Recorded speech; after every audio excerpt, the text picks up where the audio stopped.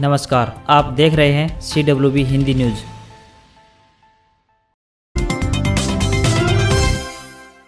हरियाणा में कर्मचारियों और पेंशनर्स को सरकार ने दिया तोहफा, महंगाई भत्ता 17% से बढ़ाकर 28% किया। हरियाणा के मुख्यमंत्री मनोहर लाल ने राज्य के कर्मचारियों और पेंशनर्स के लिए महंगाई भत्ते की दर में बढ़ोतरी की घोषणा की है। मुख्यमंत्री मनोहर लाल केंद्र सरकार की तर्ज पर महंगाई भत्ते की दर को 17% से बढ़ाकर 28% करने की घोषणा की है। मनोहर लाल सरकार के इस फैसले से लाखों कर्मचारियों और पेंशनर्स को लाभ होगा। 1 जुलाई 2021 से बढ़ी हुई दर लागू होंगी। सरकार के इस ऐलान के बाद महंगाई दर में बढ़ोतरी से हरियाणा के 2,85,000 कर्मचारियों व 2,62,000 पेंशनर्स को लाभ पहुंचेगा।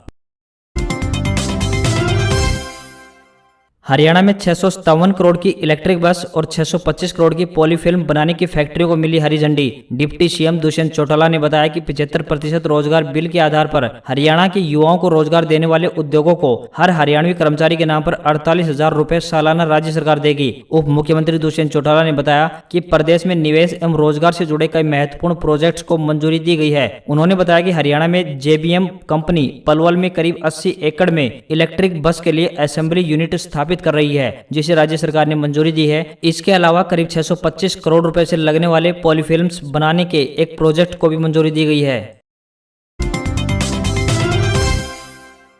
नगर निकायों के करप्शन पर कड़ी नजर। फरीदाबाद और गुरुग्राम के बाद कई निकायों में होगा स्पेशल ऑडिट। शिकायतों और लोगों को होने वाली परेशानी को देखते हुए हरियाणा के शहरी निकाय मंत्री अनिल विज ने साफ कर दिया है कि आने वाले दिनों में वे गुरुग्राम नगर निगम जैसी कार्रवाई कुछ अन्य शहरों में कर सकते हैं। बता दें कि नगर निगमों में कामकाज को लटकाने और भ्रष्टाचार संबंधी शिकायतों को लेकर जहां प्रदेश के शहरी निकाय मंत्री अनिल विज ने जहां गुरुग्राम और फरीदाबाद निगमों में स्पेशल ऑडिट के आदेश दिए हुए हैं, वहीं प्रदेश के विभिन्न हिस्सों से जिस तरह की शिकायतें मिल रही हैं, उनको देखते हुए बाकी भी कई निकायों में स्पेशल ऑडिट कराने की तैयारी की जा रही है।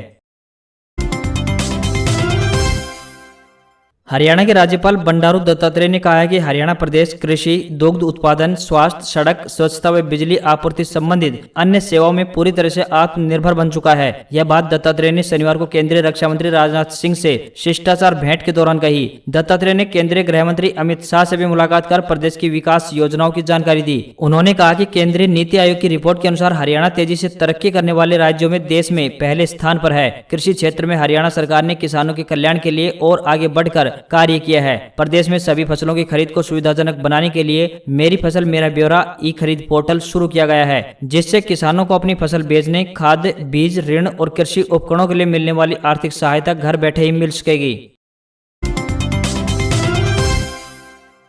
हरियाणा विद्यालय शिक्षा बोर्ड अपडेट्स। ओपन स्कूल की 18 अगस्त से तो वहीं DLED की परीक्षाएं 19 अगस्त से होंगी। हरियाणा विद्यालय शिक्षा बोर्ड द्वारा सेकेंडरी व सीनियर सेकेंडरी शैक्षिक व मुक्त विद्यालय की 18 अगस्त से एवं DLED की परीक्षाएं 19 अगस्त 2021 से संचालित करवाई जा रही हैं। DLED परीक्षाएं 19 अगस्त से आरंभ होकर 28 अगस्त 2021 तक 2 सत्रों में संचालित करवाई जाएंगी। इन परीक्षाओं के आरंभ होने का समय प्रातः 9:30 बजे से लेकर सायंकाल में 2 बजे तक रहेगा।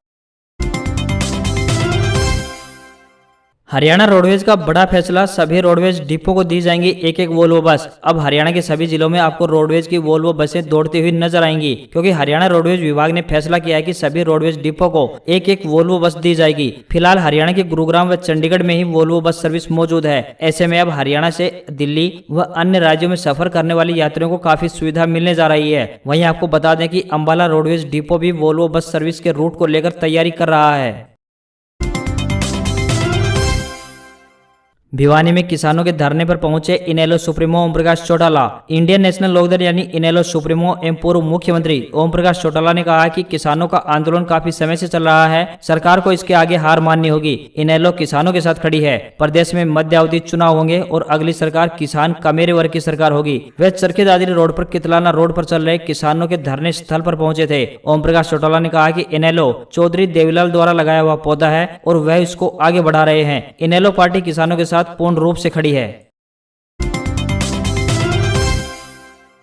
महंगाई के इस दौर में अगर आप बचत करने की सोचते हैं तो नामुमकिन सा लगता है, लेकिन आप छोटी छोटी राशि बचाकर लाखों की बचत कर सकते हैं। आज हम आपको एक ऐसी ही योजना के बारे में बता रहे हैं जिसमें रोजाना 100 रुपए का निवेश करके एक मोटी रकम जोड़ सकते हैं। हम बात कर रहे हैं सुकन्या समृद्धि योजना के बारे में। ये योजना सरकार ने बेटियों के लिए शुरू की थी। इस योजना को बेटी बचाओ बेटी पढ़ाओ योजना के साथ लॉन्च किया गया था। इस योजना में सबसे बेहतर ब्याज दर मिलता है। अगर आप इस योजना में हर महीने 3000 रुपए का निवेश करते हैं, जो कि सालाना 36,000 रुपए बनता है, इस पर आपको 14 साल बाद 7.6% सालाना कंपाउंड के हिसाब से 9,11,574 रुपए मिलेंगे और 21 साल बाद मैच्योरिटी पर यही रकम करीब 15,22,221 रुपए बनती है। आप अपनी 10 साल तक की बेटी का खाता खुलवा सकते हैं। ये खाता आप कम से कम 250 रुपए जमा करके भी खुलवा सकते हैं और चालू वित्त वर्ष में सुकन्या समृद्धि योजना के तहत अधिकतम 1.5 लाख रुपए जमा करवाए जा सकते हैं। अगर आप साल भर में न्यूनतम 250 रुपए जमा नहीं करते हैं तो अकाउंट बंद हो जाएगा।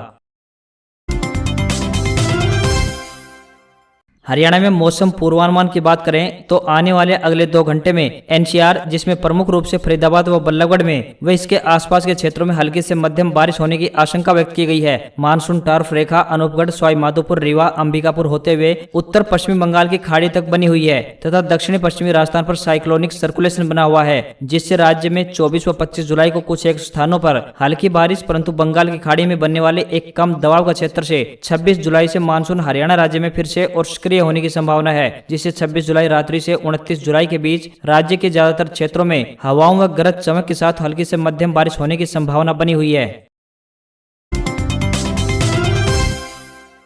महाराष्ट्र के मुंबई से लेकर राजस्थान, गोवा, कर्नाटक और आंध्र प्रदेश तक मानसून अपना असर दिखा रहा है। महाराष्ट्र के चिपलून शहर में सड़क से कई इमारतें तक पानी में डूब गई हैं, तो रायगढ़ में बारिश के बाद लैंडस्लाइड के कारण कई मकान तबाह हो गए हैं। अब तक 49 से ज्यादा शव बरामद किए जा चुके हैं। मलबे से लाशें निकलने का सिलसिला जारी है। राजस्थान के झालावाड़, पाली, जोधपुर, कोटा, बारां, सवाई माधोपुर, टोंक समेत कोटा, उदयपुर और जोधपुर सहित कई जिलों में जबरदस्त बारिश हुई है। बारां जिले के गाँव में पुल डूबने से गाँव के लोग कहीं नहीं जा पा रहे हैं। बिहार के सहरसा सहित कई जिले बाढ़ की चपेट में हैं, तो वहीं कर्नाटक के उत्तरी भाग में भी बारिश ने कहर ढाया हुआ है, तो आंध्र प्रदेश के कृष्णानगर जिले के कई गांव बाढ़ से प्रभावित हुए हैं।